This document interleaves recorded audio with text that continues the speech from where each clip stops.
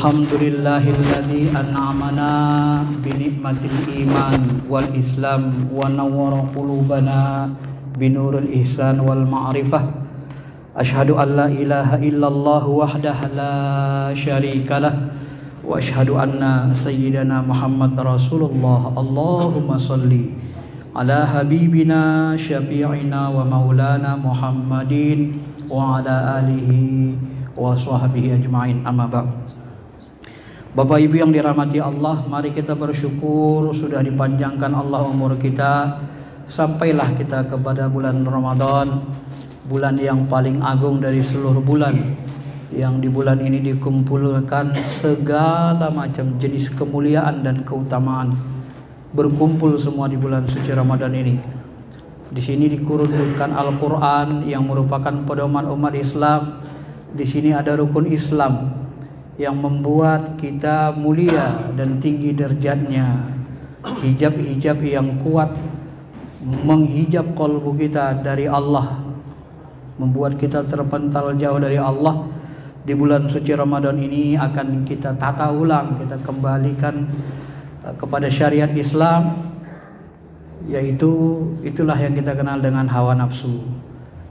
Salah satu hijab kita yang paling susah untuk dikalahkan dan dikendalikan adalah hawa nafsu. Tidak ada obatnya yang paling mustajab, yang paling mujarab kecuali dengan puasa. Maka puasa ini diangkat dan dijadikan Allah sebagai pilar agama Islam yang kita kenal dengan istilah rukun Islam. Bapak Ibu yang dirahmati Allah Subhanahu wa taala, kenapa kita harus berpuasa? Kalau hawa nafsu kita ini tidak kita kendalikan, sekiranya lawit tabal hak ahwaahum, sekiranya kebenaran itu ukurannya adalah hawa nafsu, sekiranya segala sesuatu yang benar, keadilan, kebenaran ukurannya adalah hawa nafsu, la fasadati samawati wal ard, maka bumi langit sebentar saja akan mengalami kehancuran. Karena ketika hawa nafsu yang mengatur langit dan bumi, hawa nafsu itu tidak memiliki nilai batasan. Dia tidak peduli dengan siapapun kecuali dengan dirinya. Itu sifat hawa nafsu. Maka terdapatlah riwayat ketika hawa nafsu ini direndam di neraka selama 1000 tahun, lalu ditanya, man anta, siapa engkau? Ana, ente. Saya lah Tuhan, kau lah. Dibakar lagi 1000 tahun, jawabannya sama. Lalu dibakar 1000 tahun, kemudian dilaparkan dia, tidak diberi makanan, tak kuat dia menahan lapar. Lalu ditanya, man anta, baru dia mengatakan, ana abdun wa anta rabbun, saya itu hamba, engkau Tuhan. Itu pun masih mengaku dia Allah Tuhan, tetapi belum dia sebut Tuhanku. Maka dari itulah Bapak Ibu, untuk menjalani kehidupan ini, sebenarnya kita hidup ini adalah berjalan menuju Allah. Maka ketika kita kembali kepada Allah itu selalu kita sebut dengan istilah innalillah wa inna ilaihi rajiun. Kita berasal dari Allah, kembali kepada Allah. Perjalanan kita singgah di bumi ini dalam rangka membersihkan rohani kita, perjalanan untuk mengalami pensucian sebenarnya. Ujian mensucikan ruh kita, kalbu kita. Ya. Dan yang menghalangi kita itu, hijab kita itu, salah satu hijab terkuat adalah hawa nafsu, sekaligus hijab dasar. Sehingga kalau hawa nafsu ini tidak terkendali, maka dia akan mencelakai kita, dia cederai, dia rusak fisik kita, syariat kita. Orang yang tak bisa mengendalikan hawa nafsunya hancur fisik syariatnya, terlibat dalam narkoba, ya, makan makanan haram, berzina. Ini semuanya berdasar hawa nafsu. Tidak ada di sana ketenangan hidup. Yang ada adalah gelora hawa nafsu yang luar biasa, tak terkendalinya. Nah, apabila hawa nafsu itu masuk lagi menembus kalbu kita, maka rusak kalbu kita. Tadi fisik kita suka makan haram, suka lihat haram, nauzubillah. Apabila menembus kalbu, maka dirusaknya lagi kalbu kita. Masuklah wilayah iri, dengki, hasad, ya, benci sama orang. Ini hawa nafsu semua. Maka dari itulah Nabi mengatakan, sekiranya tidak ada hawa nafsu ini, setan tidak akan bisa menguasai kita. Kenapa? Kendaraan setan untuk menguasai diri kita, kata ulama, itu hawa nafsu. Maka orang yang bebas dari godaan hawa nafsu, godaan setan adalah orang yang hatinya hanya terpaut kepada Allah. Orang yang berbuat beribadah, apapun yang dia katakan, apapun yang dia lakukan, dia akan mengatakan dalam dirinya, lillahi ta'ala, bismillah, karena Allah, dengan Allah, beserta Allah. Nah, orang seperti ini orang yang bebas dari godaan setan. Setan akan berputus asa dari dirinya. Kenapa? Ya setan akan bingung. Orang ini kalau buat pinginnya ridha Allah, mau berangkat kerja pingin ridha Allah. Waktu kerja dia merasa bersama Allah, cari ridha Allah. Ya macam mana mau menggoda dia korupsi? Wong dia mau cari ridha Allah kerjanya. Bagaimana dia mau menjerumuskan dia kepada narkoba? Wong kerjanya karena Allah. Di sana tidak ada ridha Allah, dia tidak akan mau melakukan itu. Ini orang yang terbebas dari godaan setan dan hawa nafsu. Maka setan tidak bisa menguasai manusia kalau manusia bisa mengendalikan hawa nafsu. Karena itu memang kendaraannya. Dia bingung, mau digoda apa ini? Nggak ada maunya lagi. Maunya cuma Allah saja, ridha Allah. Ya kalau nggak ada maunya kecuali ridha Allah, ya sudah. Setan nggak bisa masuk lagi. Maka Nabi mengatakan, ya, setan itu mengalir di darah kita seperti darah mengalir itu. Maka sempitkanlah dia jalannya darah itu dengan apa? Bilju. Sempitkannya dengan lapar. Nah, itu akan melemahkan kekuatan dia, kekuatan setan untuk menguasai diri kita. Masyarul muslimin, Bapak Ibu jemaah salat tarawih yang dirahmati Allah. Inilah hijab hawa nafsu yang pertama, tangga kita untuk menuju Allah.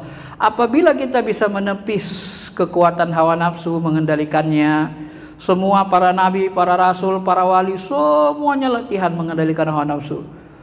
Kalau Wali Songo, Sunan Kalijogo di Indonesia itu mengendalikan hawa nafsunya, disuruh sama sunan, salah satu sunan untuk bertapa kan, diam saja dekat kali itu. Kalau menurut filmnya begitu. Itu sebenarnya sebelum jadi wali. Jadi suruh kendalikan hawa nafsu, sanggup nggak? Kalau sudah sanggup benar-benar tunduk hawa nafsunya, baru bisa mengikuti jalan para wali. Kenapa disuruh wali dia seperti itu? Karena dia pingin jadi wali, mengikuti jalan wali, maka disuruh seperti itu. Kalau dia tidak pingin, tidak disuruh wali melakukan itu. Tunduk dulu hawa nafsu. Kalau hawa nafsu sudah tunduk, benar-benar bisa dikendalikan, baru bisa menapaki jalan para wali. Karena kalau tidak tunduk, maka tidak bisa. Kita tidak akan mampu mencapai makom kenabian atau kewalian. Dalam sebuah hadis yang diriwayatkan Abu Hurairah dikatakan Nabi sallallahu alaihi wasallam juga bersabda, qala Nabi sallallahu alaihi wasallam, laula anna syayatin yahumuna ala qalbi bani Adam lananzuru ila malakutus samawat. Ini diriwayatkan oleh hadis Imam Ahmad. Apa kata beliau sallallahu alaihi wasallam?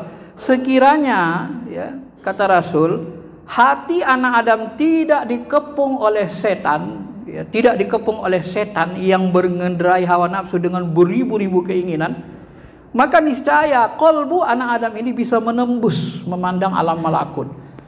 Inilah yang dibahas Al-Ghazali dengan keajaiban hati dalam Ihya Ulumuddin. Jadi setan ini bertengger di dinding kolbu kita. Dialah yang meliputi kolbu kita sehingga kita tidak mampu merasakan kenyataan Allah, tidak mampu merasakan kehadiran malaikat, tidak mampu menembus alam malakut.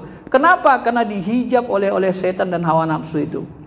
Tapi apabila kita mampu mengendalikannya dengan baik, maka tembuslah. Kita akan merasakan nyata malaikat itu nyata. Kita akan merasakan Allah itu sangat nyata dalam kehidupan kita. Kolbu kita akan terbuka, hijab-hijab gaib mulai pelan-pelan akan kita rasakan seperti nyata benar-benar. Tidak ada lagi keraguan kita kepada yang gaib. Itulah yang dikatakan Allah dalam Al-Quran. Orang bertakwa itu dicirikan dengan apa?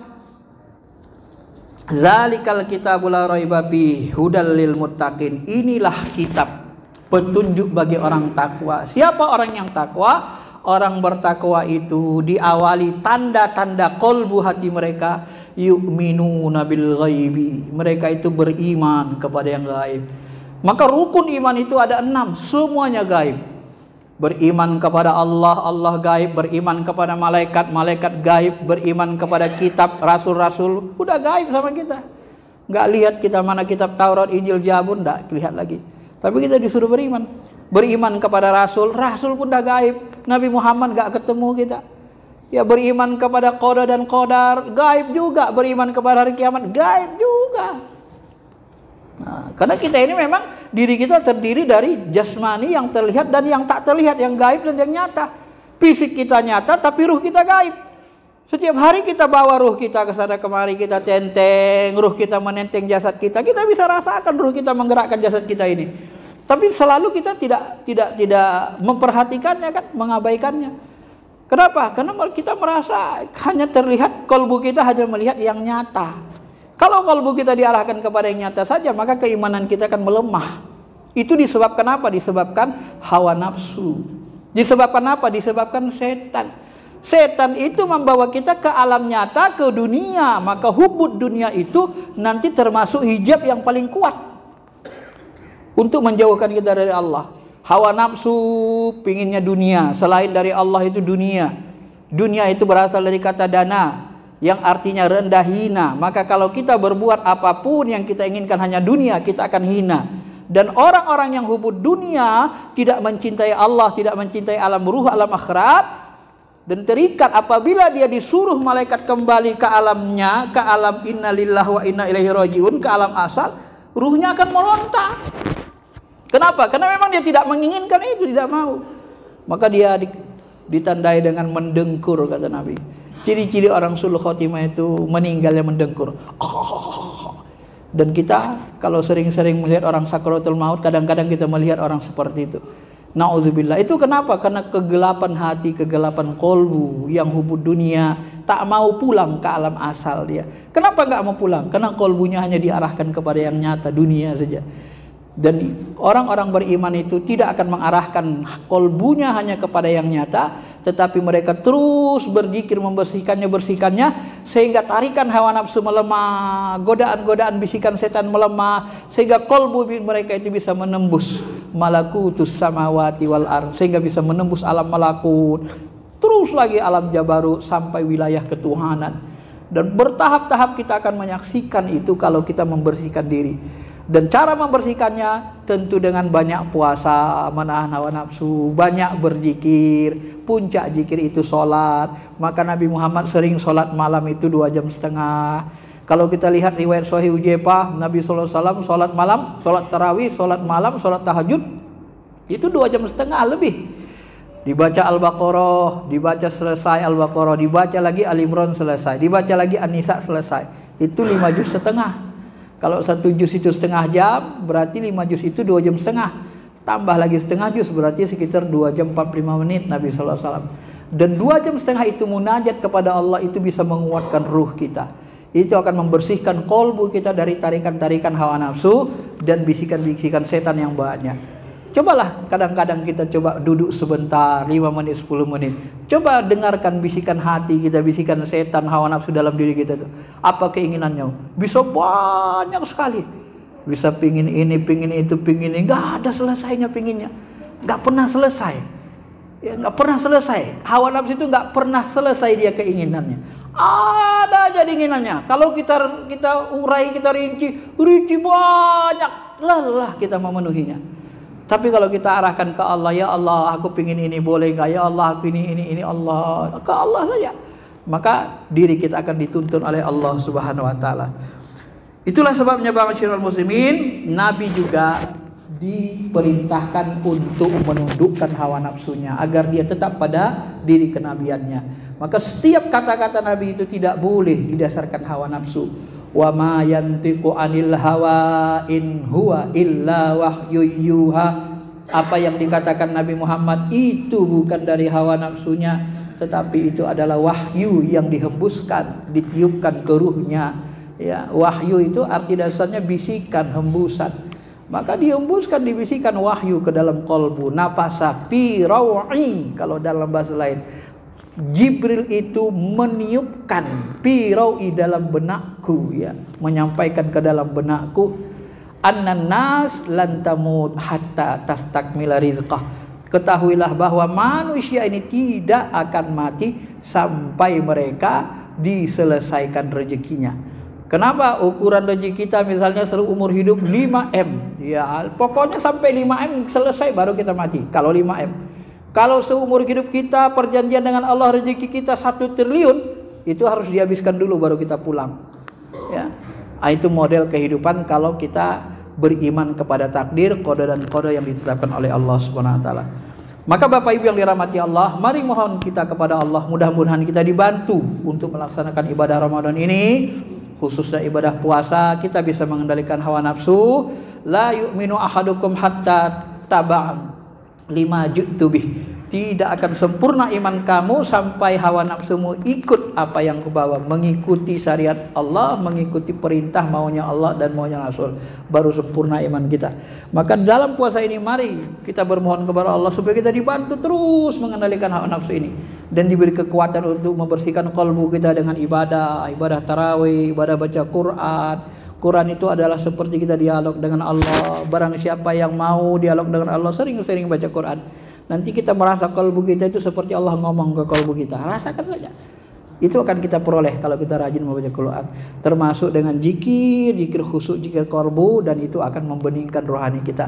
Dan insya Allah Ramadan ini bisa kita jalani dengan sebaik-baiknya, sehingga nanti apabila kita kembali ke alam cahaya, alam yang paling mulia, yang paling tinggi di sisi Allah. Karena memang kita adalah makhluk langit, makhluk alam cahaya, bukan makhluk bumi, bukan makhluk nyata, yang kita di bumi sebentar untuk menetap, diuji, dan akan meninggalkannya kembali kepada singgah. Assalamualaikum warahmatullahi wabarakatuh.